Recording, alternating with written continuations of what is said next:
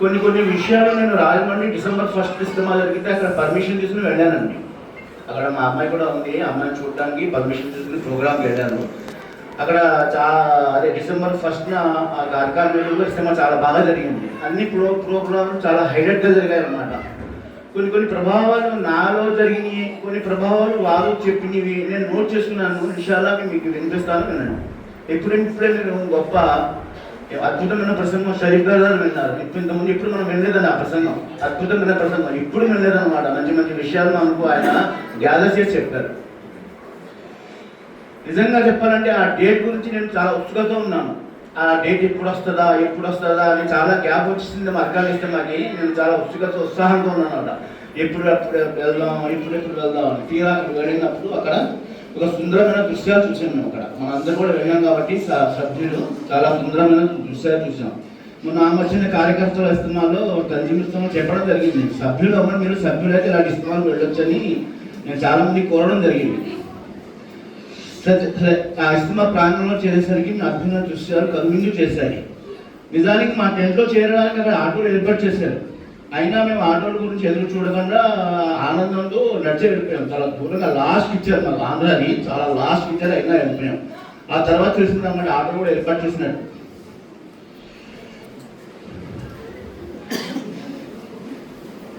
అక్కడ గతించిపోయిన మరుహుములు అనేక జమాతుల యొక్క పేర్లు అన్నమాట. సయ్యద్ మౌలానా మౌదూది, జలాలుద్దీన్ కుమ్రీ, తర్వాత సిరాజుల్ హసన్, అబులైస్ ఇస్లాహీ, తర్వాత ఇంకో హన్సారీ ఎవరు ఉన్నారని గుర్తులేదు. వాళ్ళందరి పేరు మీద హోర్డింగ్ ఏర్పాటు చేశారు. అది మంచి ఆలోచన ఎవరికి వచ్చింది, కానీ అద్భుతమైన ఆలోచన. చాలా బాగుందని అది పెట్టడం అంటే వాళ్ళ స్మృతులను గుర్తు చేస్తున్నాను అనమాట. అది చాలా మంచిది. తర్వాత ఆ యొక్క ప్రాంగణంలో మనం వెళ్ళాం కదా, ఆడిటోరియం కూడా చాలా చక్కగా తీర్చిదిద్దారు. ఆ జర్మన్ టెంట్లు అంటే ఏర్పాటు చేశారు. ఆ తర్వాత మస్జిద్ అక్సా యొక్క మీనార్ గోపురాన్ని కూడా నిర్మించారండి. చాలా బాగుంది అది. ఆ పక్కన వాటర్ ఫాల్స్ కూడా పెట్టారు. సెట్టింగ్ చాలా కష్టపడ్డారు. ఆ నెల నుంచి చాలా కష్టపడ్డారు. ఆ కొండని ఏమో చెక్కడానికి తీర్చడానికి చాలా కష్టపడ్డారు. అబ్దుల్ జబార్ సిద్దిక్ అని ఆయన నాజిమ్ ఇస్తమా చాలా కష్టపడి మొత్తానికి ప్రోగ్రామ్ని సక్సెస్ చేశారు. ఆ కొండరాళ్ళ మీద కూడా ఖురాన్ వాక్యాలు రాయడం జరిగింది. అది మంచి వాక్యాలు ఏది రాయడం జరిగింది.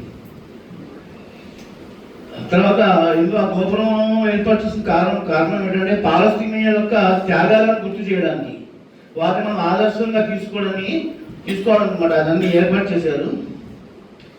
మన యొక్క త్యాగాలు ఎంతవరకు చేస్తున్నాం వారిని స్ఫూర్తిగా తీసుకోవాలని ఉద్దేశంతో ఎన్నో కొండలు చెక్కి ఆ బండరాళ్ళ మీద ఖురాన్ వాక్యాలు రాయడం జరిగింది. వాటర్ ఫాల్స్ కూడా ఉన్నాయి. ఎటువైపు చూసిన శోభాయమానంగా తీర్చిదిద్దారు. ఇజ్రాక్ అనే ఒక షోకేస్ ఏర్పాటు చేశారండి. అది బయట ప్రాంగణంలో అవుట్డోర్లో.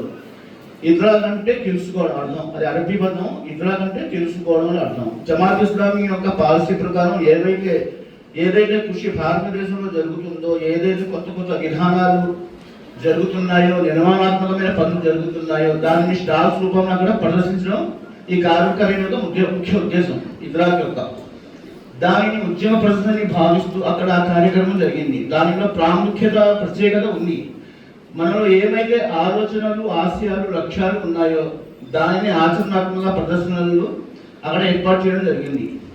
ప్రాక్టికల్గా అనమాట. ప్రాక్టికల్గా చూపించారు. అది దేశం నలుమూల నుండి 80 స్టాల్స్ వరకు ఏర్పాటు చేయడం జరిగింది. అక్కడ ఎక్కడెక్కడైతే వారు చేసే జమాత్ పని విధానాన్ని మనకు పనిచేయడం జరిగింది. ఈ కార్యక్రమం గురించి 5 విభాగాలుగా ఏర్పాటు చేయడం జరిగింది. ఒక్కొక్క వీధికి ఒక పేరు పెట్టారు. ఒకటి తద్హీర్, తదబ్బుర్, తద్హీర్, తద్బీర్, పరిశుద్ధపరచడం ఒకటి, ఆలోచించడం ఒకటి, పరిశీలించడం ఒకటి, ప్రణాళికలు రచించడం ఒకటి. అంటే రాజమౌళి గారు చెప్పే అభిప్రాయాన్ని నోట్ చేస్తున్నాను అన్నమాట. ఇది నా సొంత అభిప్రాయం కాదు, జహాంగీర్ గారి అభిప్రాయం. రకరకాల స్టాల్స్ ఏర్పాటు చేయడం జరిగింది. వీటిలో ప్రత్యేకమైన స్టాల్ కూడా ఉంది, గుజరాత్ స్టాల్ అనమాట. అది అన్ని స్టాల్స్ కంటే మనందరికీ ఆశ్చర్యంగా కలిగించేసింది. అది ఆ స్టాల్ చాలా ప్రత్యేకత సంతరించుకుంది. వారి ఉద్దేశం ఏమిటంటే ప్రతికూల పరిస్థితుల్లో సానుకూల పరిస్థితులు కల్పించడం, దృక్పథం కల్పించడం ఎలా అనే ఉద్దేశంతో ఇదే విషయాన్ని వాళ్ళు టాస్క్గా తీసుకున్నారు. గతంలో జరిగిన పరిస్థితులకు అనుగుణంగా వారు నిర్వహించిన కార్యక్రమాన్ని మనకు కళ్ళ కట్టినట్టుగా ఒక ఆర్టికల్ తయారు చేసి చిత్రాల రూపంలో ఒక పెద్ద బుక్, బైండింగ్ బుక్ ఉంది అనమాట. దాన్ని ఏమంటారు లోపల ఏమంటారు, ఏ గ్రఫీ అంటే ఇది కొరియోగ్రఫీ, కాలిగ్రఫీ. ఆ యొక్క చిత్రాల రూపంలో వచ్చిందనమాట. చాలా అద్భుతంగా మనం చూస్తే అలా ముగిసిపోతుంది, అలా తీస్తే కాలిగ్రఫీ ఆ యొక్క చిత్రాలు వస్తున్నాయి. అదే ఆ గుజరాత్ జరిగిన నష్టాలు 2002 అండి జరిగింది మనకి. 2002లో బహుశా అక్కడ జరిగిన నష్టాల గురించి, ఆత్మహోమం గురించి అన్ని వివరించి చెప్పడం జరిగింది. నాకు కుర్రాడు చేపట్టారు స్టూడెంట్.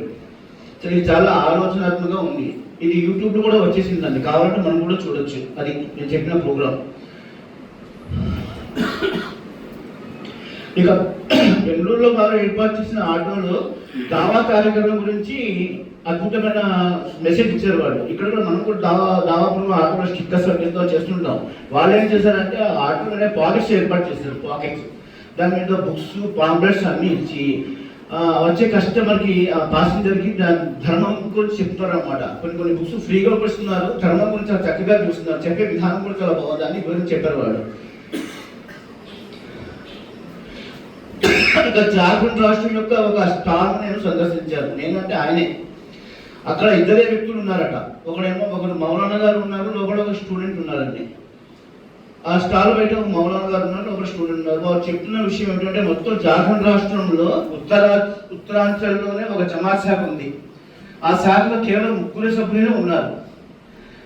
మా స్టాల్ని సందర్శించడానికి మా రాష్ట్రంలో పని అభివృద్ధి జరగాలని, మాకు ప్రతికూల పరిస్థితులు కూడా అనుకూల పరిస్థితులు జరగాలని, జమాత్ కార్యక్రమం నిర్వహించాలని మీరందరూ దువా చేయండి అని వారు మమ్మల్ని అభ్యర్థించారు. వారి ఆవేదన పూరితమైన కోరికను అల్లా వారికి సహాయం చేయాలని మనం అందరం మనస్ఫూర్తిగా కోరుకున్నాం. తర్వాత రిఫాన్ ఛాంబర్ అని ఒక బిజినెస్ ఛాంబర్ పెట్టారండి. అక్కడ అజారుద్దీన్ కూడా ఫస్ట్ డే వచ్చి ఓపెనింగ్ చేశారు మనం వెళ్ళే ముందు. అక్కడ బిజినెస్ టాలెంట్ గురించి నైపుణ్యాలు